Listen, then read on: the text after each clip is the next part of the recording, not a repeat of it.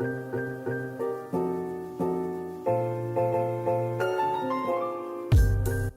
has sprung and life is blooming back to its full potential now that my whole community and I, and most of our families and friends, are fully vaccinated.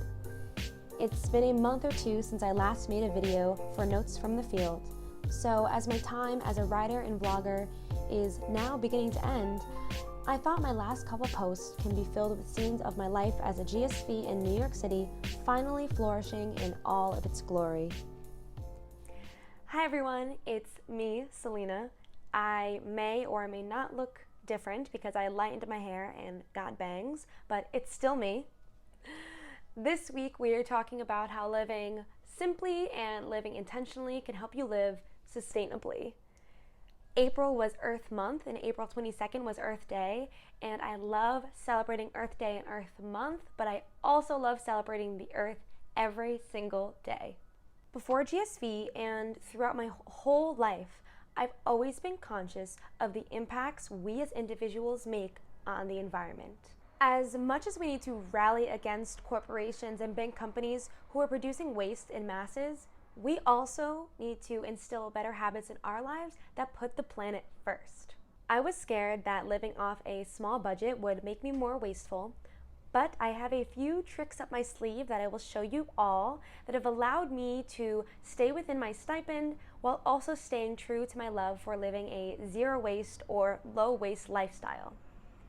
In this video, I'll also show you some of the difficulties staying sustainable and staying within budgets, but I hope you can get a full scope of what it's like to live in a service year and live consciously for the planet. And maybe you can reach out to any service year organizations that you know and any other volunteers to help them be more earth friendly. First, we're gonna start in the kitchen, and I'll bring you guys to the grocery store for a little bit, talk about food waste and sustainability within the kitchen, and then we'll go to the bathroom and then talk about life in general. Sadly, the reality is a lot of cheaper foods are wrapped in layers of plastic. But there's ways to nourish yourself and indulge in yummy snacks without having to succumb to such wasteful packaging. First and foremost, stop and think. I know it can be hard right now to take a moment to pause when working online feels like an endless hole of emails, but pausing to think about the food you want to eat and the meals you want to make helps save you money because you're not overbuying food.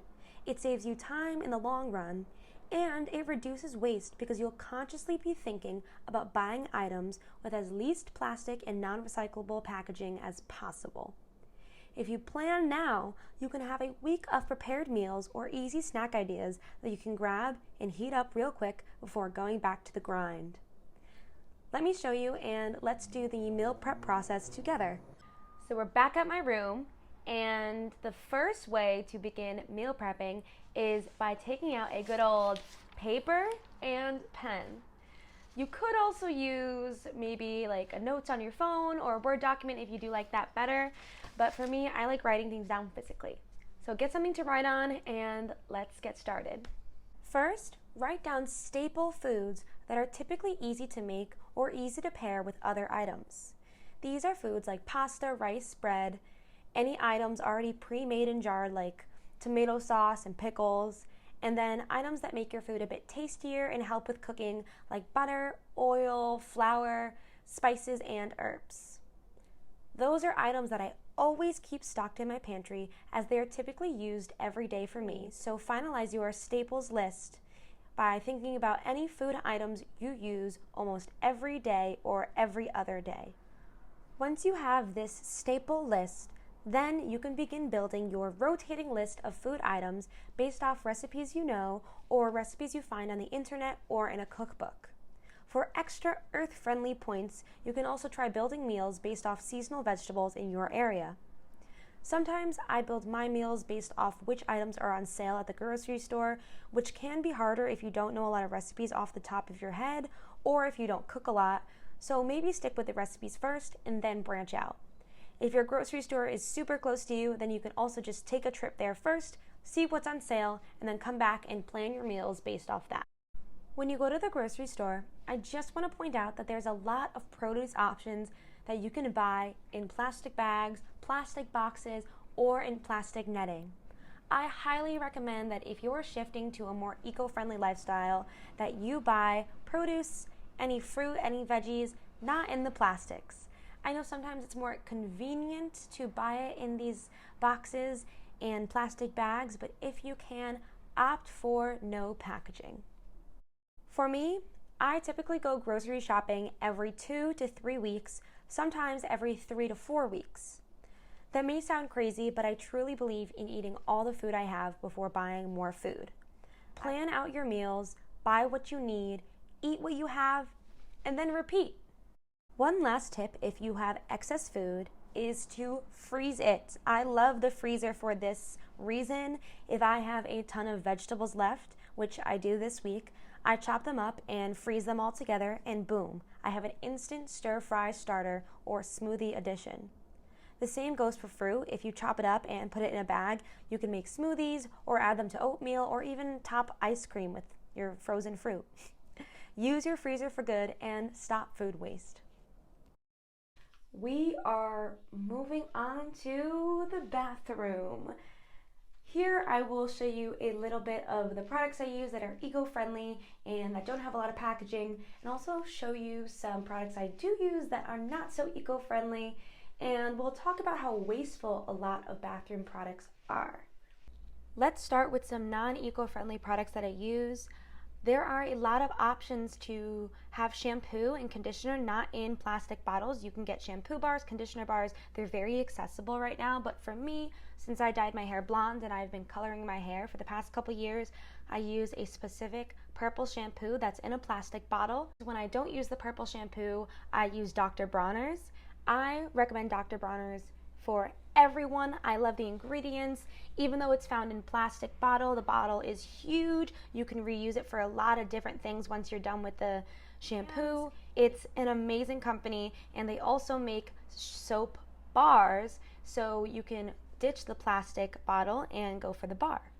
On a more eco-friendly note, to wash my body, I use this soap bar, and soap bars sometimes don't have to come in wrapping. You can get it unwrapped, so it's completely zero waste. And I then use this twine soap holder, which one of my best friends made for me for Christmas last year. And when it comes to bathroom products, we use a lot of plastic that cannot be recycled or cannot be reused or just has to be thrown away.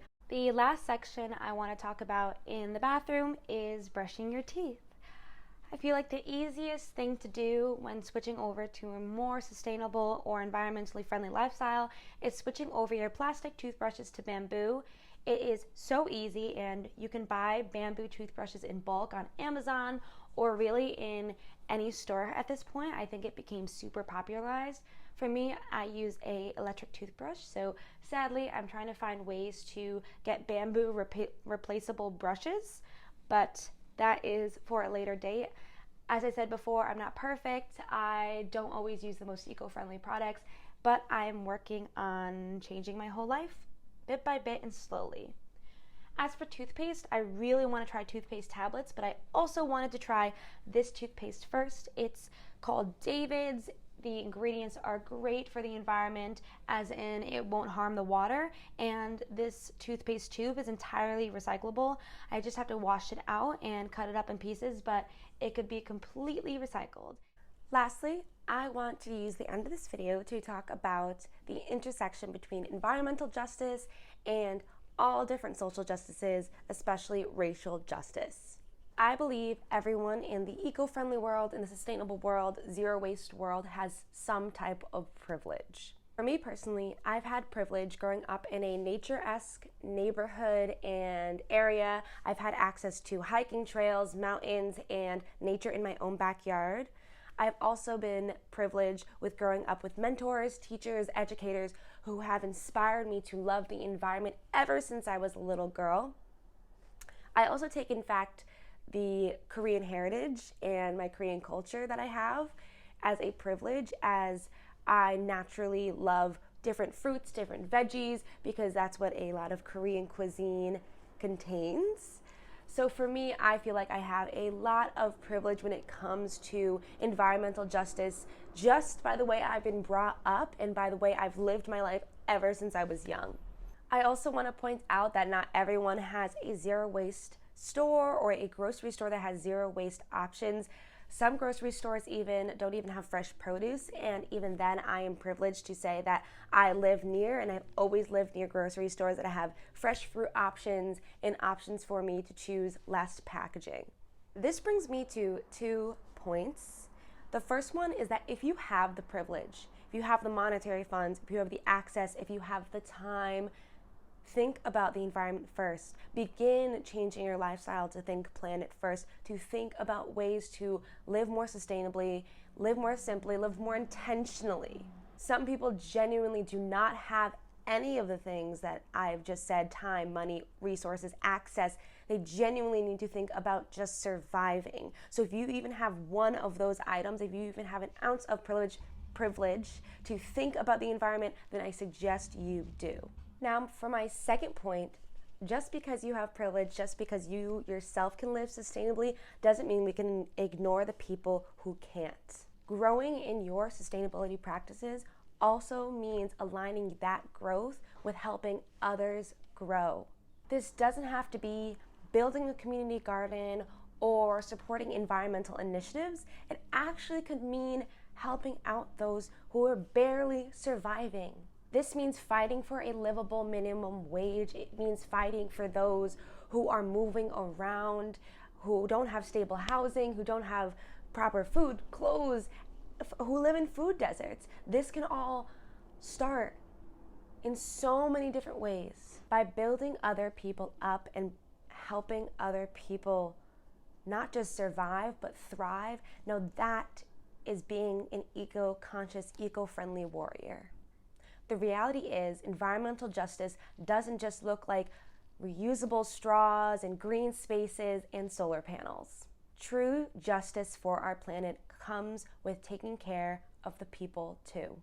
Thank you everyone for watching. I hope I gave you some insight on how I live sustainably, how I started and now where I am at now. And I hope I gave you some insight on how the job that I do right now, which is anti-racism and equity work, goes hand in hand with my love for living a true zero waste and low waste lifestyle. In the end, I know there's a lot of different ways to help change the world, but in every aspect of my social justice fights, I think the best thing to do is stop and think. I know we talked about this when we did the kitchen stuff, but this goes for everything in life. It goes for buying all different products. So next time you buy something, ask, where did it come from? How am I going to get rid of it? How is it going to get thrown away? Is it going to end up in a landfill, in a recycling facility? Can it go back into the ground? By living intentionally in your own life, you can make the earth a better place. If you have more tips or earth-friendly practices from your own life, please feel free to comment below and let me know. Thanks for watching as always, and I'll see you all next time. Bye.